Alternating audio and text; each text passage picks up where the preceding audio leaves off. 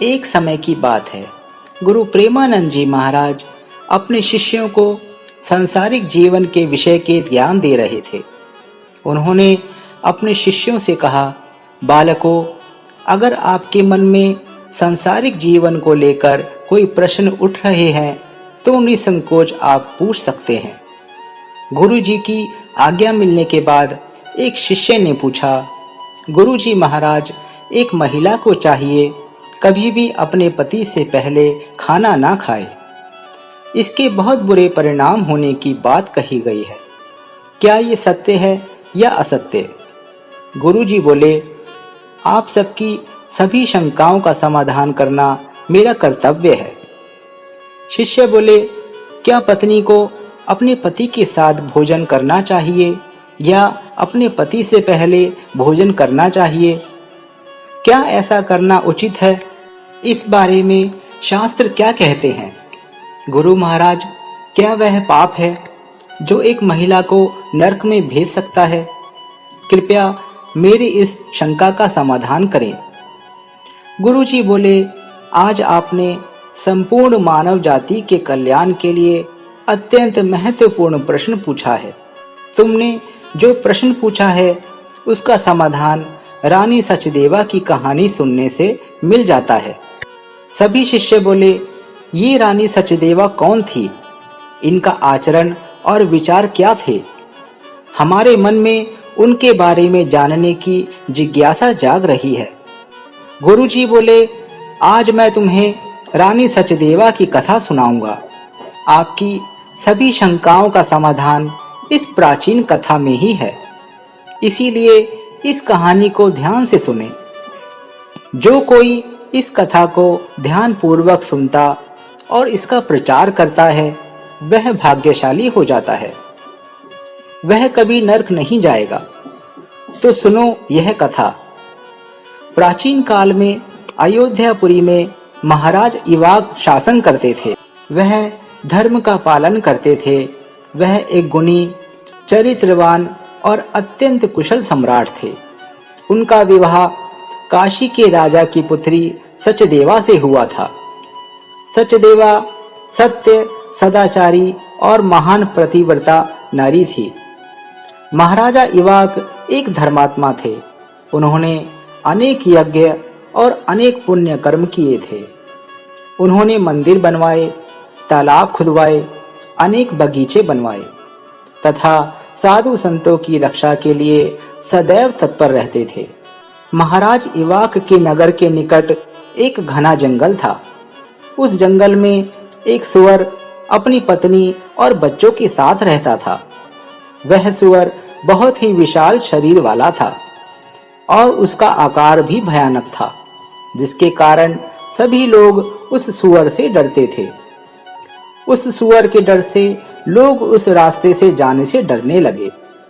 जब महाराज इवाक को यह बात पता चली तो उन्होंने उस सुअर का शिकार करने की सोची और फिर एक दिन महाराज अपनी पत्नी सचदेवा, कई सैनिक और कुत्तों को साथ लेकर उस सुअर के शिकार पर निकल पड़े। महाराज बहुत बहादुर थे। उन्होंने कई विशाल सिंहों और राक्षसों को मार डाला था। इसीलिए वह नगर वासियों को इस भयानक सुअर से बचाने के लिए उस जंगल में गए। वह उस सुअर का शिकार करने आए थे। जब उस भयानक आकार के सुअर ने राजा को जंगल की ओर आते देखा तो सुअर अपनी पत्नी से कहने लगा, प्रिय, देखो, यह कौशल देश के महान सम्राट इवाक हैं। वह बहुत शक्तिशाली और वीर हैं और वे मेरा शिकार करने के लिए इस जंगल में आ रहे हैं। उनके साथ कई कुत्ते और शिकारी भी हैं। इसमें कोई संदेह नहीं कि वह मुझ पर ही आक्रमण करेंगे। महाराज एक पुण्यात्मा हैं। वह राजाओं के भी राजा हैं। सारी दुनिया उनके नियंत्रण में है। प्रिय, आप सभी की रक्षा के लिए मैं अपनी वीरता दिखाऊंगा और राजा से युद्ध करूंगा। यदि मैं उसे युद्ध में हरा दूं तो तीनों लोकों में विख्यात हो जाऊंगा और यदि उनके हाथों से मारा भी जाऊं तो भी इस कुल में जन्म लेने से मुक्त हो जाऊंगा और मैं विष्णु लोक को चला जाऊंगा। मेरे पिछले जन्मों के पाप कर्मों के कारण मेरा यह जन्म सुअर के रूप में हुआ है। हे प्रिय, तुम मेरा मोह छोड़कर हमारे पुत्र और पौत्रों के साथ पर्वत की गुफा में चले जाओ। अब समय आ गया है कि मैं अपने पिछले जन्म के पाप कर्मों से मुक्त हो जाऊं। महाराज के बाण जब मेरे शरीर पर आघात करेंगे तो मेरे पूर्व जन्म के पाप प्रत्येक बाण से नष्ट हो जाएंगे। तब सुअर की पत्नी कहती है कि हे प्राणनाथ, ठीक है, यदि आप महाराज से युद्ध करना चाहते हैं तो मैं भी आपके साथ हूँ। मैं आपके साथ रहूंगी और आपकी वीरता देखूंगी। इतना कहकर सुअर की पत्नी ने अपने बच्चों को बुलाया और कहा, बच्चों, मेरी बात सुनो। आज युद्ध के मैदान में अतिथि आए हैं। उनका स्वागत करने के लिए तुम्हारे पिता उनसे युद्ध करने जा रहे हैं और मैं भी उनके साथ जा रही हूँ। इसलिए तुम सब अपने भाइयों को लेकर पहाड़ की गुफा में छुप जाओ। महाराज इवाक बहुत बलशाली हैं, वह हमें इस युद्ध में मार डालेंगे। तब वह बच्चे बोले, हे माता, हम आपको छोड़कर नहीं जाएंगे। फिर सुअर, उसकी पत्नी और उसके बच्चे भी युद्ध के लिए तैयार हो जाते हैं और युद्ध के मैदान की ओर निकल पड़ते हैं। सभी छोटे छोटे सुअर अपने माता पिता की हर तरफ से रक्षा करने लगते हैं। दूसरी ओर राजा इवाक अपनी सेना के साथ उस स्थान पर आता है और सुअरों को अपने सामने खड़ा देखकर बड़े बड़े वीर योद्धाओं को सुअर का शिकार करने के लिए आगे भेजता है। वह सभी शक्तिशाली योद्धा हाथों में तलवार और भाले लेकर सुअरों पर हमला करने लगते हैं। फिर सुअरों और राजा के सैनिकों के बीच भयंकर युद्ध होता है। सभी एक दूसरे पर जमकर हमला करने लगते हैं। सुअर सैनिकों को अपने दांतों से मारना शुरू कर देते हैं और सैनिक उन पर अपने शस्त्रों से हमला करना शुरू कर देते हैं। वह बाणों से सुअरों को मारने लगते हैं। इस युद्ध में महाराज के कई योद्धा मारे गए, कई घायल हो गए। अब केवल बहेश, उसकी पत्नी और उसके कुछ 5-7 बेटे ही बचे थे। युद्ध में बाकी सभी पुत्र मारे गए। यह देखकर सुअर की पत्नी डर गई और अपने पति से बोली, हे प्रभु, मैं आपसे बहुत प्रेम करती हूँ। आपने मेरा सम्मान और सुरक्षा करके मेरा हृदय जीत लिया है। मेरा आपके प्रति प्यार कभी कम नहीं होगा। इसलिए मैं अपने बेटों के साथ आपके सामने अपने प्राण त्याग दूंगी, लेकिन आपको अकेला नहीं छोड़ूंगी। तब सुअर अपनी पत्नी के साथ महाराज से युद्ध करने के लिए आगे आते हैं और भयंकर गर्जना करते हुए महाराजा को युद्ध के लिए ललकारता है। वह सुअर अपने सामने आने वाले वीर योद्धाओं को तिनके की तरह अपने दांतों से उठाकर दूर फेंक देता है। महाराज क्रोधित हो जाते हैं और अपना धनुष निकालकर उस पर बड़ी तेजी से हमला कर देते हैं। महाराज का एक तीर तेज गति से जाता है और सुअर के शरीर में घुस जाता है और सुअर जमीन पर गिर जाता है। फिर महाराज उस पर हमला कर देते हैं और वह उस सुअर को मार देते हैं। जैसे ही सुअर के प्राण निकलते हैं, उसकी आत्मा विष्णु लोक को चली जाती है। तभी राजा के सैनिक सुअर की पत्नी को मारने के लिए हाथ में भाले लेकर सुअर की ओर बढ़ने लगते हैं। सुअर की पत्नी अपने बच्चों की रक्षा करती है। वह सामने खड़ी हो जाती है और बच्चों से कहती है, बच्चों, जब तक मैं यहाँ खड़ी हूँ, तुम यहाँ से भाग जाओ। सुअर का बड़ा बेटा बोलता है, हे माता, मैं आपको युद्ध के बीच में अकेला छोड़कर कैसे भाग जाऊं? अगर मैं ऐसा करूं तो मुझ पर धिक्कार है। इतने में राजा के सैनिक वहां आते हैं और उन पर अपने शस्त्रों से प्रहार करना शुरू कर देते हैं। सुअर का बड़ा बेटा भयंकर युद्ध लड़ता है और कई सैनिकों को मार गिराता है। तब महाराज आगे आकर उसके बड़े बेटे को भी मार देते हैं। अपने पुत्र को मरा हुआ देखकर सुअर की पत्नी अत्यंत क्रोधित हो जाती है और भयंकर प्रहार करने लगती है और वह भी कई सैनिकों को मार देती है। इस घटना को महारानी सचदेवा देख रही थी। वह महाराज से कहती है, हे महाराज, वह सुअर की पत्नी आपके सैनिकों को मार रही है। आप आगे बढ़कर उसका वध क्यों नहीं करते? महाराज कहते हैं कि हे प्रिय, वह सुवर्णी एक स्त्री है और कोई शूरवीर किसी स्त्री का वध नहीं करता। स्त्री का वध करने से महापाप लगता है, इसलिए ना मैं उस सुवर्णी को मार रहा हूं और ना ही उसे मारने के लिए अपने किसी योद्धा को भेज रहा हूं। मुझे स्त्री का वध करने में अत्यंत भय लगता है। इतना कहकर महाराज चुप हो गए। दूसरी तरफ महाराज की सेना में भार्गव नाम का एक शक्तिशाली योद्धा था। उसने उस सुवर्णी पर प्रहार किया और उसे जमीन पर गिरा दिया। सुअर की पत्नी जमीन पर गिर पड़ी और लंबी लंबी सांसें लेने लगी। जब रानी ने उस सुवर्णी को अचेत अवस्था में जमीन पर पड़ी देखा, अब उन्हें उस सुवर्णी पर दया आने लगी। उन्होंने शीतल जल सुवर्णी के मुख में डाला और बाकी जल उसके शरीर पर डाल दिया। जल के शीतल प्रभाव से सुवर्णी को होश आ गया। उसने रानी को जल डालते हुए देखा और उसे प्रसन्नता हुई। सुवर्णी मनुष्य की भाषा में बोलने लगी, हे रानी, तुमने मुझे मेरे कष्ट से मुक्ति दिलाई है, तुम्हारा कल्याण हो। एक सुवर्णी के मुख से ऐसे वचन सुनकर रानी को अत्यंत आश्चर्य हुआ। वह बोली, यह तो आज मैं बहुत विचित्र घटना देख रही हूँ। यह सुवर्णी तो एक मनुष्य की भांति शुद्ध हिंदी बोल रही है। रानी ने सुवर्णी से पूछा कि तुम कौन हो जो एक मनुष्य की भांति बोल रही हो? तुम मुझे अपने पूर्व जन्म का वृत्तांत सुनाओ। किस कारण से तुम इस जन्म में सुवर्णी बनी हो? वह सुवर्णी कहती है कि हे रानी, मेरे पति ने पिछले जन्म में गुरुजनों का अपमान किया था, इसी कारण उन्हें इस जन्म में सुअर की योनि में जन्म मिला। अब मैं आपको अपने पिछले जन्म के बारे में बताती हूँ। कलिंग नाम के एक देश में शिवपुरी नाम का एक राज्य था। उस राज्य में दत्त नाम के एक ब्राह्मण रहते थे। मैं उन्हीं की पुत्री थी। उन्होंने मेरा नाम सुकन्या रखा था।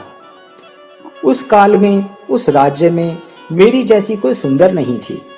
मैं अपनी सुंदरता पर बहुत घमंड करती थी। मेरी मुस्कान बहुत सुंदर थी। मैं जब बड़ी हुई तो मेरी सुंदरता को देखकर मेरी माता को मेरी चिंता होने लगी। वह मेरे पिता से कहने लगी, हे नाथ, अब हमारी कन्या बड़ी हो गई है, अब शीघ्र ही हमें इसका विवाह कर देना चाहिए। मेरे पिता बोले, हे कल्याणी, मैं अपनी पुत्री का विवाह उसी पुरुष के साथ करूंगा जो विवाह के बाद हमारे घर में ही रहेगा। सुकन्या मुझे बहुत अधिक प्रिय है, मैं इसे अपने से दूर नहीं कर सकता। फिर एक दिन शिवदत्त शर्मा नाम के युवा ब्राह्मण हमारे घर पर पधारे। मेरे पिता उनके ज्ञान और व्यवहार से अत्यंत प्रसन्न हुए।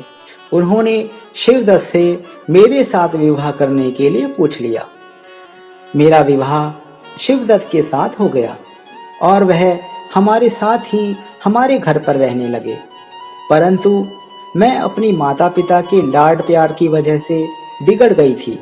मैंने कभी अपने पति की सेवा नहीं की, कभी उनके चरण स्पर्श नहीं किए। मैं हमेशा उनको क्रूर दृष्टि से देखती थी, उनका अपमान करती थी, उनको नाम लेकर पुकारती थी। मैं उनके भोजन करने से पहले ही भोजन कर लिया करती थी। इतना ही नहीं, मैं अपने पति से ही भोजन परसवा लिया करती थी। मैं स्वच्छंद होकर यहाँ वहाँ घूम लिया करती थी। मैं बात बात पर उनका अपमान करती थी। मैंने कभी अपने पति को वैवाहिक सुख भी नहीं दिया। शिवदत्त बहुत ही शांत स्वभाव के थे। उन्होंने बहुत लंबे समय तक यह बर्दाश्त किया, लेकिन जब उनकी सहन शक्ति ने जवाब दे दिया तो वह मुझे छोड़कर चले गए। इसके बाद एक दिन मेरे पिताजी ने मेरे माताजी से कहा, हमारे दामाद जी घर छोड़कर चले गए हैं। हमारी पुत्री ही अवगुणी थी, हमारे दामाद तो बेहद शांत और मिलनसार स्वभाव के थे। माँ ने कहा, हे नाथ, हमारी पुत्री आपके ही लाड प्यार की वजह से बिगड़ गई है, आपको ही उसे सही राह पर लाना होगा।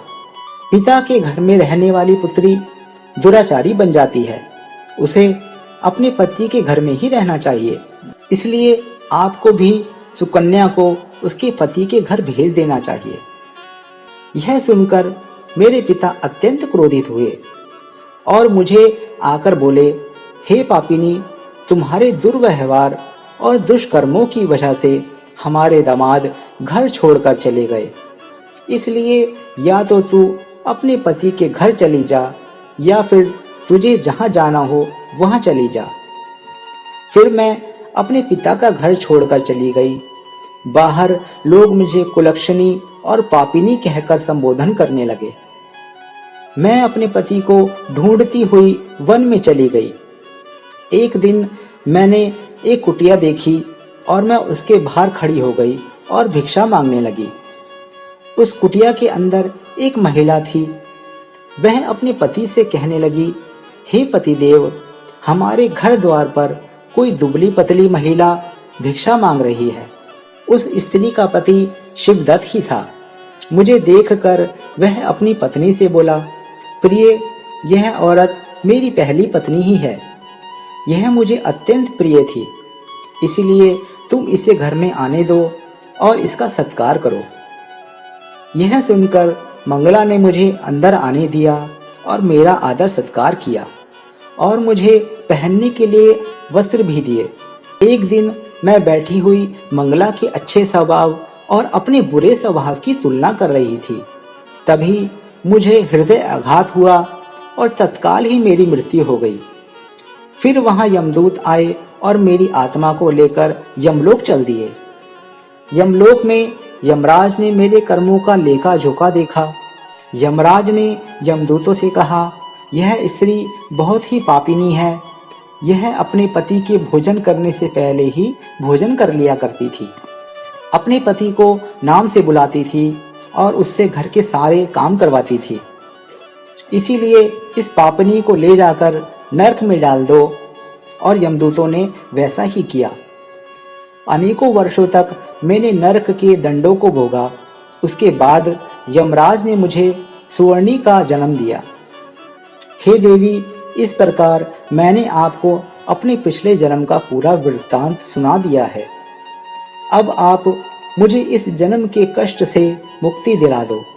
आपने अपने पति की बहुत सेवा की है, इसीलिए आप मुझे अपना थोड़ा सा पुण्य प्रदान करो। रानी सचदेवा अपने पति महाराज से कहती है, पतिदेव, आप आज्ञा दीजिए, आप जो कहेंगे मैं वही करूंगी। महाराज कहते हैं, हे देवी, यह सुवर्णी बहुत कष्ट उठा रही है, इसीलिए तुम इसका उद्धार करो। महाराज की आज्ञा पाकर रानी बोली, मैं अपने 1 वर्ष के पुण्यों का फल तुम्हें प्रदान करती हूँ।